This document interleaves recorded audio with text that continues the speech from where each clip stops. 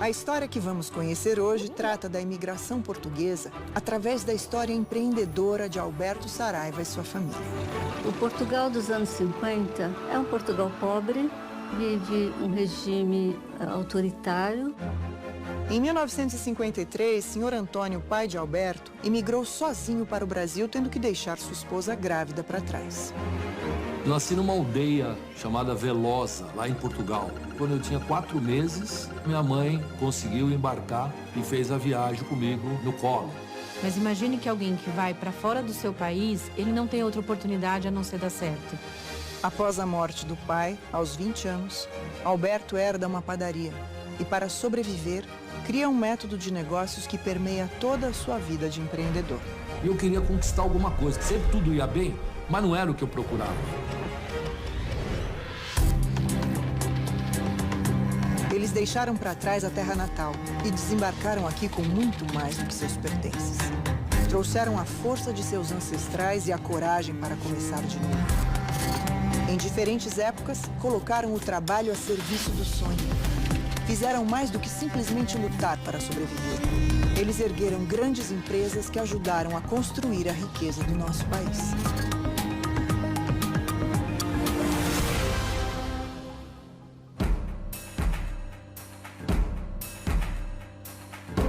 Bom, eu sou Alberto Saraiva, nascido numa aldeia humilde em Velosa, Portugal. E aprendi algumas coisas com meu pai que marcaram a minha vida. Ter persistência, ter determinação e, principalmente, jamais desistir dos nossos sonhos.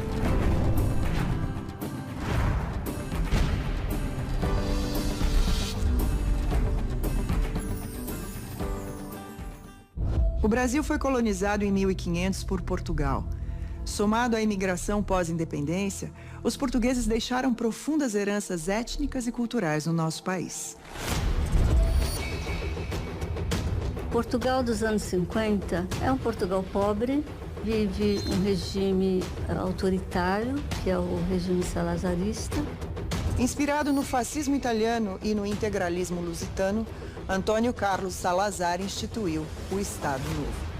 É um regime centralizador, que vigia a sua população e que não há liberdade de expressão. Mais de 1,5 milhão de pessoas saíram de Portugal durante o regime ditatorial de Salazar, que durou 41 anos.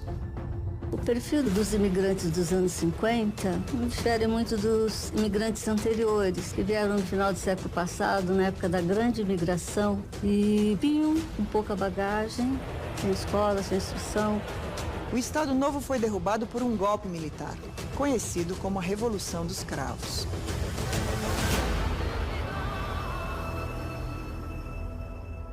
Nasci numa aldeia chamada Velosa, município da Guarda, lá em Portugal. A vida na aldeia não era uma vida fácil. Os camponeses de 1950 viviam isolados. Era uma aldeiazinha com poucas pessoas, eram casas de pedra, pedras grandes. Lá a vida é mais difícil, né? Uma cidade que não tinha progresso, né? Não tinha avanço. Portugal, naquela época, vivia um estado não de avanço econômico, não de geração de empregos e tudo mais. As condições de vida na aldeia eram precárias. Sr. Antônio decide então ir embora com sua família em busca de uma vida melhor, longe do regime ditatorial de Salazar. Meu pai recebeu o convite, então, né, e para vir para um outro país, mas não tinha nenhuma promessa de emprego, não tinha nenhuma oportunidade, não tinha nada. A gente sabia que o Brasil era coisa positiva, a gente veio tentar a vida. Tinha o papo do sonho, né? De acreditar que podia encontrar alguma coisa melhor, alguma coisa que ele pudesse crescer, evoluir. Foi isso que o moveu. E meu pai, então, chegou lá no Porto. A minha mãe era uma pessoa magra e tudo mais. E ela estava grávida e aí não permitiram que ela viesse. Em 30 de janeiro de 1953, Sr. Antônio Saraiva desembarca sozinho no Porto de Santos. Aí tive que voltar, meu marido veio, aí o neném nasceu, depois registrou, então é aí que eu vim. Quando eu tinha 4 meses, ela conseguiu embarcar e fez a viagem comigo no colo, né? Uma viagem que ela disse que não foi tão fácil assim. Chegar no Brasil na década de 1950, como imigrante, ele era bem recebido. Porque o imigrante olhava o Brasil como um local de grandes possibilidades de empreendedorismo, de desenvolvimento econômico. Como é que tá? Tudo bem? Foram para o Brasil sem nada, sem uma situação definida, uma aventura, uma vontade de vencer na vida, sair de um lugarzinho tão pequeno desse para uma cidade daquele tamanho. Ele encontra uma classe trabalhadora que começa a se organizar. Você vai ter lá nos anos 50, você vai ter a legislação trabalhista, mas você já começa a ter esse mercado de trabalho um pouco mais organizado. A gente, movido pelo desejo, por tudo, você não olha qual é a dificuldade, qual é o trabalho que você vai escolher, que aparecer, né? Você tem que encarar e tentar fazer o melhor. Mas imagine que alguém que vai para fora do seu país, ele não tem outra oportunidade a não ser dar certo. Ele não tem outra forma de continuar a não ser empreendendo, a não ter uma atitude para construir coisas e para fazer coisas pela própria sobrevivência. E a única coisa que surgiu para ele dessa época, então, tinha uns portugueses que eram conhecidos e que tinham uma padaria. Já com a família reunida no Brasil, senhor Antônio Saraiva contou com a ajuda de seus conterrâneos para conseguir o primeiro trabalho. Então ele arrumou uma charrete e todo dia ele acordava 3 horas da manhã, 4, ia na padaria, comprava os pãozinhos da padaria e ia entregar nos bares, nos restaurantes e tudo mais. Surgiu uma oportunidade de ele pegar uma representação dos doces Neusas para ir para Santo Antônio da Platina, para o Paraná. O português é um empreendedor nato, porque ele migra e, com a ajuda do patrício, consegue, então, autonomia se estabelecendo por conta própria. E ali poucos fornecedores de doces iam. E meu pai era desbravador, então ele ia lá. Ele vinha em São Paulo, carregava um caminhãozinho de doce, aí ele ia para Santo Antônio da Platina e ia vender os doces nas vendas, nos botecos que tinha nas fazendas, nos sítios. E uma vez ele levou o Alberto e eu junto no caminhão para vender os doces em lugares distantes. E meu pai sempre falava assim que a gente tinha que ser vendedor, que tinha que ser diferente das pessoas para conseguir as coisas na vida. Meu pai sempre dava aquele ar de conquista para mim, de vender, né? E aí nasce o espírito de vencer, de vender, de confiança em você, que você pode vender o seu produto. Para mim, os estrangeiros trazem essa visão. Desde cedo, eles ensinam às crianças atitude empreendedora, educação financeira, porque isso vai motivá-los a querer empreender. Com a vida familiar estabelecida em Santo Antônio da Platina, Alberto decide ir atrás de um sonho antigo. Então eu vivia falando que eu queria ser médico, 10 anos eu queria ser médico, 12 anos eu queria ser médico, 15 anos eu queria ser médico. E aí, então, quando eu fiz 17 anos, eu vim para São Paulo prestar o vestibular para medicina. Alberto se muda para São Paulo e não demora para descobrir que a realidade seria bem diferente do que ele tinha imaginado. E eu vim de um colégio estadual e querendo fazer faculdade de medicina, né? 50 para 1, 70 para 1. Santa Casa era 100 para 1. Tive 2 derrotas consecutivas, né? De não poder entrar e meu sonho estava meio desabando, né? Para acompanhar os estudos de Alberto, o senhor Antônio junta suas economias e se muda com a família para São Paulo novamente. Nós tínhamos uma estrutura toda formada no interior do Paraná e mesmo assim ele entendeu que o Alberto precisava fazer medicina e nós mudamos, todo mundo veio para São Paulo. Eu falei para ele, pô pai, já fiz 2 anos, não consegui e tal, talvez fosse melhor eu fazer outra coisa. E aí ele me falou uma frase que acompanha a minha vida, que é: não desista. preciso caminhar, você vai conseguir. A história de empreendedorismo começa a tomar forma para a família Saraiva. Senhor Antônio tem a oportunidade de abrir um negócio com suas economias. Alberto, com a família por perto, se sente mais confiante e a vida começa a ter um novo rumo. E aí eu prestei em 8 faculdades também e acabei passando em todas as faculdades, né? Foi uma grande vitória para mim e para nossa família. Nós nos conhecemos no cursinho preparatório para o exame vestibular de medicina. E éramos amigos no cursinho, sentávamos lado a lado. E coincidentemente entramos na mesma faculdade, na Santa Casa. Quando eu entrei na faculdade de medicina, então meu pai já estava aqui. E aí ele comprou uma padaria no Belém.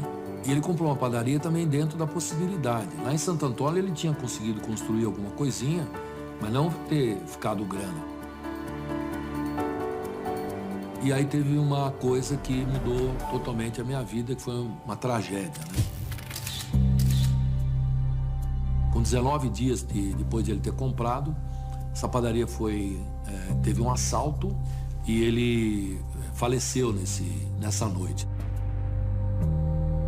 Eu estava com os amigos jogando bola na rua.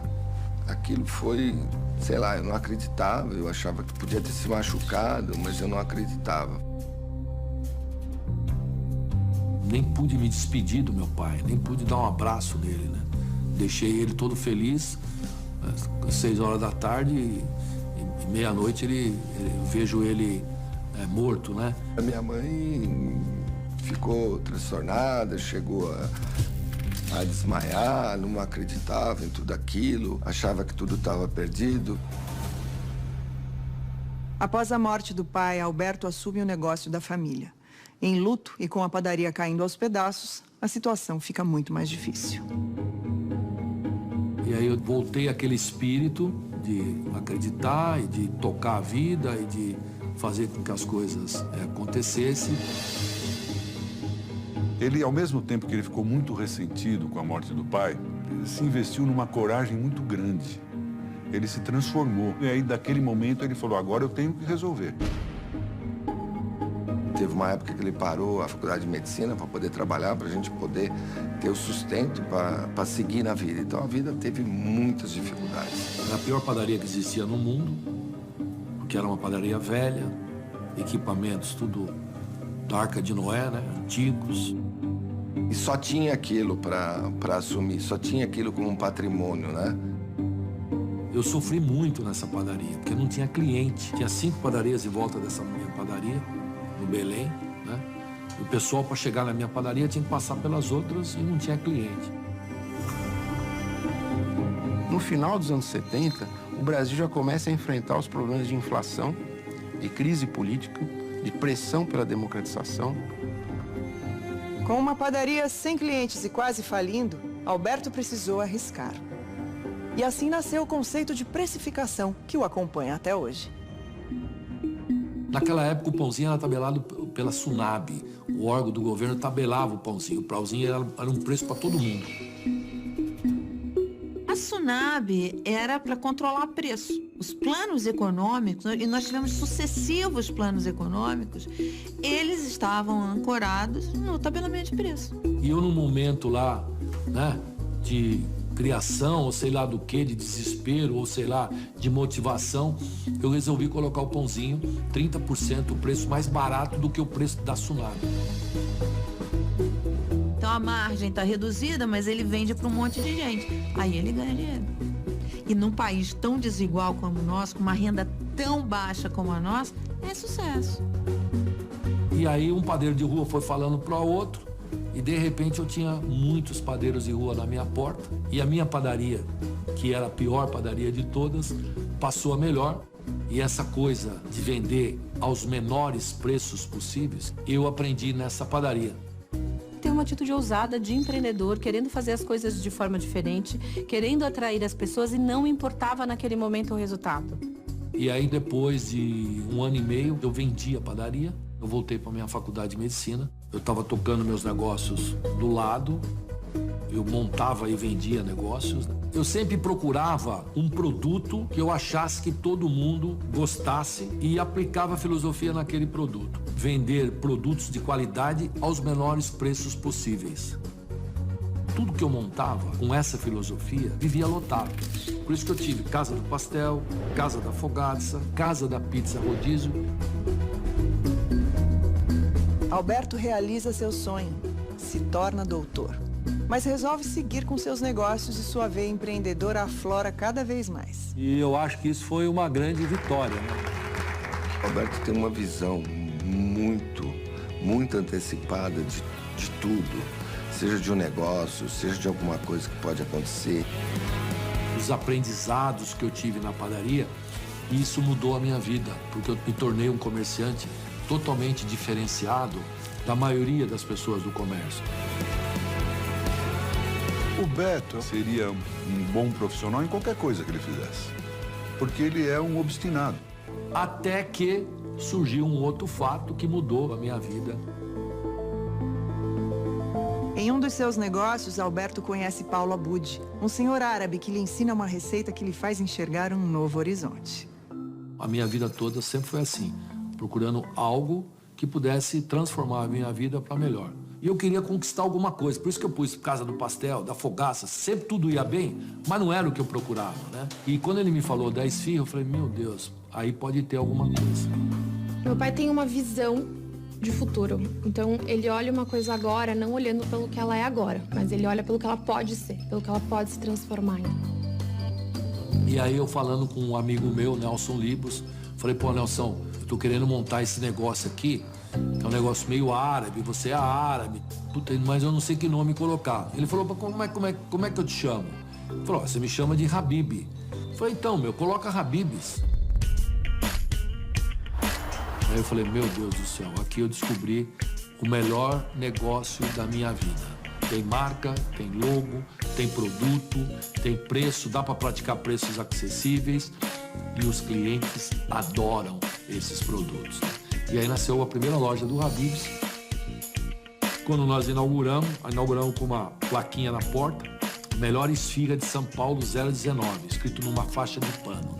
E aí eu tive uma surpresa, que eu tive 42 dias consecutivos de fila na porta.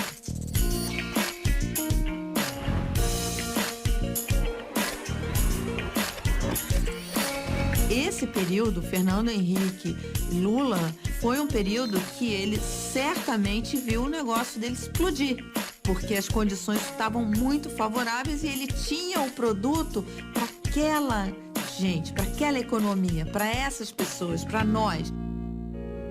Foi uma consequência de tudo que nós fizemos, né? Do trabalho, da visão futura do Alberto, de enxergar o que poderia acontecer, de enxergar oportunidades no mercado, né? Porque esfirra já existia, mas não a nossa esfirra, não os nossos produtos do nosso jeito. Sempre procurei o melhor, tenho muita fé. Quando a gente tem fé, não tem coisa que atropele, a gente vai em frente. Eu diria que eu tenho uma parte muito forte, 50% emocional, envolvida com sentimento, com paixão, com sonho, com realização, com família, com Deus, e tem uma parte racional que consegue decifrar os caminhos para ser um grande empreendedor.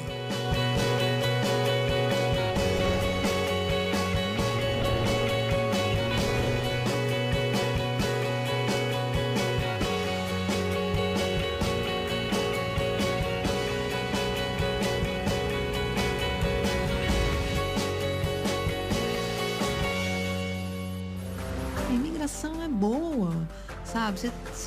Você conseguir acomodar, conseguir colocar essas pessoas dentro da economia, vai gerar um crescimento, uma melhora para a economia. Tudo que você consegue misturar, eu acho que se torna mais rico. Na minha casa eu tenho uma influência de Portugal, casa do meu pai, sou casado com um filho de libaneses. Sim, isso torna um ambiente mais rico, isso torna um ambiente de troca. Essa coisa do não desistir, né? Por mais que seja difícil, qualquer tarefa, alguma coisa, eu acho que de português tem muito isso, né? Raça mesmo, né? Os imigrantes portugueses vieram e contribuíram para a riqueza do nosso país.